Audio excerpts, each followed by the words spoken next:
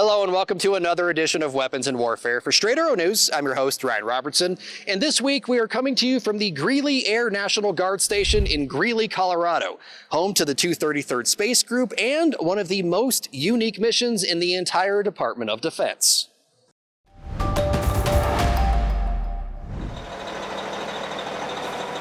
On a mild summer morning in northern Colorado, these National Guard airmen and their equipment are hitting the road for the start of a multi-week exercise. In many ways, it looks like any other unit headed to their training grounds, but it's not. This is, at least in part, the 233rd Space Group. They provide immediate worldwide missile warning, space launch, and detection in the event of an attack against the United States. They are one of one in the DoD, the only unit of its kind. I know the job needs to get done, and we're the only ones that could do it. So I feel a purpose in doing it, and that's what kind of drives me to make sure to show up here every day and get ready. The mission of the 233rd can be traced back to the days of the Cold War, as the Soviet Union and US began arming themselves with nuclear weapons. Leadership within Air Force Space Command realized they needed missile warning systems that could work outside of their day-to-day facilities, something that did not depend on fixed structures, something that could head for the hills and keep Americans safe. Enter the Mobile Ground System. Designed to work with early warning satellites, the MGS was tasked with making sure NORAD had the information it needed in case of conflict. Over the years, the unit operated under a variety of names: the 1025th Satellite Communications Squadron, the 4th Space Warning Squadron, and the 137th Space Warning Squadron. Then, in 2013, when the 137th was realigned, the 233rd Space Group, which includes 3 squadrons and 1 flight, was created. From that group, the 137th Space Warning Squadron and the 138th Electromagnetic Warfare Squadron are tasked with a pair of very unique mission sets. For the 137th, that means monitoring potential adversaries for missile threats and providing immediate warnings in the event of a launch. But they have to know what they're looking for before they hit the road. That's where their intel unit steps in. Unlike the operators, we don't deploy with the trucks, right? So everything that we do from an intelligence function is the training centric for the operators. And then in terms of a deployment, we're providing all of those pre-conflict indicators to the space operators so they can know what the political environment, the strategic environment, and what the threat environment looks like before they go out the door. Once they're out the door, we kind of lose contact with them at that point. So our job is to make sure that they are prepared and ready before they leave. As the Air Force's one and only mobile satellite communications ground system that can gather early warning data from the Defense Support Program satellites orbiting the Earth, the importance of staying ahead of potential threats is not lost on the men and women tasked with carrying out the job. We're responsible for mobile ballistic missile warning and NUDET detection. We provide that information to the Nuclear Command Control and Communications, group entity, I guess, is what it would be. It's basically everybody who would plan and execute a nuclear conflict and continue that after, like the initial strike. So we would provide all of that information after that. So you're training people for the end of the world. It's kind of a dark job, in a lot of aspects, and we would be the ones having to show up for work on a bad day. So, yeah, it's sometimes sobering to think about, when you have a family at home and stuff like that, and you're going to have to roll out on a pretty horrible day. Fortunately, it's a day that's never materialized. Still, the need for the mission persists, and for people like Senior Master Sergeant Paul Yeager and Tech Sergeant Raymond Ballard, that means having a serious conversation with family. So that conversation was pretty tough, and I don't think anybody here knows what to expect when that does happen. And it's just something that my family is very supportive, and we pre-plan, okay, what some are things that we can do, and are we going to be able to communicate to each other? Possibly not. So it's just having a support group for even my family when I go out. That's how I try to relieve that stress, is making sure they're okay as well as before I go out. For Master Sergeant Jacob Larimore, having some perspective is part of the mission. The way I look at it, it's a job that needs to be done. Nobody else is doing it. It's going to provide decision makers, the information they need to execute, a global nuclear conflict. And, our information that we're passing them is absolutely essential in that equation. So I think it's a sense of purpose from, nobody else is doing it. We're the only ones that can do it. And, without us, our decision makers aren't getting the information they need for the best outcome. When they do hit the road, be it for a real-world event or regularly scheduled training, it's not uncommon for each deployed individual to have multiple responsibilities.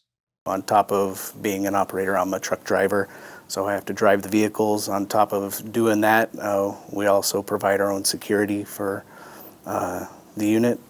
A cook if I need be, making sure everybody's fed. If anybody needs help maintaining a vehicle, if somebody needs help fixing something, we're doing that too. So it's just kind of, that Air Force ACE concept, we've been doing that for, decades and decades. So, everybody's got a job to do, and it doesn't matter if it's not yours, it's got to get done because there's nobody else there to do it for you. One of the drawbacks in trying to tell the 137th's story is that we were pretty limited in what we can show you. Their entire working environments are off limits to us and our cameras, all safely housed in these very nondescript looking trailer units. But it's a little different story when it comes to the 138th Electromagnetic Warfare Squadron. Mine's on. Mine is on as well. Success. Woo! They were able to walk us through their mission and set up some equipment they train on. This is the Badger Lab. It consists of 6 transit cases. It takes approximately 1 hour for 2 to 3 people to set up, and we're about to get started on the setup process for the Badger training system. The technical description of what the 138th EWS does can sound a bit, techie. Their operators work with the electromagnetic spectrum to deny enemy access while making sure American forces can use it without issue, providing American forces global space electronic attack capabilities. In simpler terms, they use electronic attacks to jam enemy systems and provide electronic protection to keep American systems safe, all while offering electronic support to spot and analyze what the enemy is doing in the electromagnetic space. The electromagnetic spectrum, or the EMS, is it's vast. It goes all the way down from the lowest signal set to the highest, where you'll have commercial satellite within there, you'll have your cell phones in there, and a lot of the times we throw out these ambiguous words of FM radio, or I've got 5G on my cell phone, and not realizing that that actually connects to a radio frequency. So we take advantage of that as U.S. citizens, but the world does in whole. And so ultimately, when we're focused on military operations, what I get pride in knowing is that the military is not only protecting the civilians out there, we're protecting our assets, the quality of life that we have, and ultimately stopping adversaries from allowing us to have the freedoms we enjoy every day. It's a mission that requires regular training. Enter the Badger and Tech Sergeant Hannah Cowan. So these are the feet to the base of the antenna. These are going to be the legs right here, that what we see. And we have to make sure that these are all connected. The best way to do this is attach the feet first, and then we're going to attach them to the base upside down, and then we have to go and flip it. As Senior Master Sergeant Jeremiah Perot explains, the Badger allows the airmen of the 138th to create an array of signals so they can then go hunting in a controlled environment. So this top piece of equipment here is a spectrum analyzer. It allows us to view the spectrum against frequency and amplitude. So what you're seeing here is a bunch of signal sets out in the environment. This yellow line across is actually the noise floor. So It's moving pretty quickly here. And then the levels that increase up is the power levels on these signals. So you can see some signals kind of gaining and losing power. That might be some interference or not completely locked in on that signal set.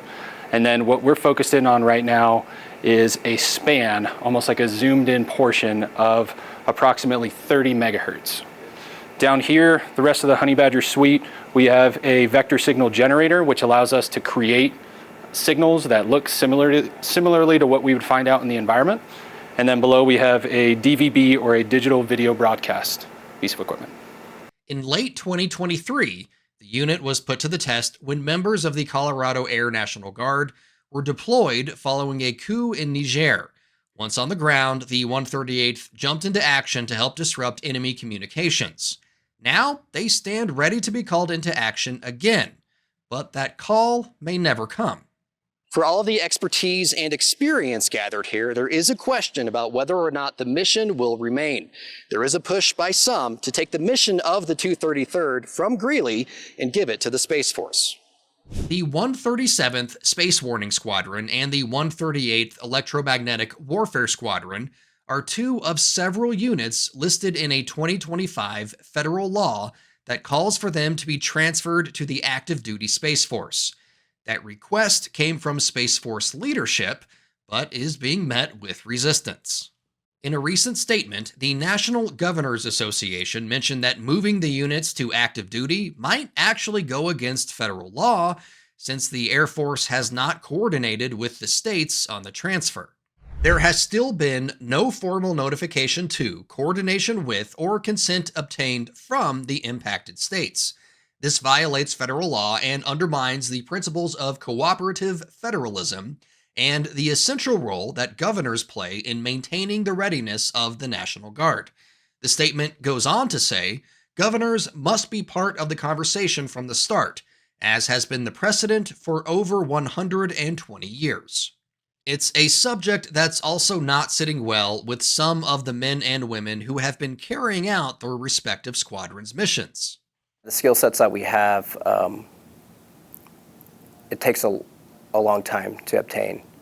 And we even have drill status guardsmen who are also doing other things, like, but they've been with the unit for, years. And they're engineers, we have physician assistants, we have law enforcement, and they also provide certain skill sets that we don't have, the full-timers have. And I think that's very important, especially if you're going out for this type of mission for, a World War III scenario.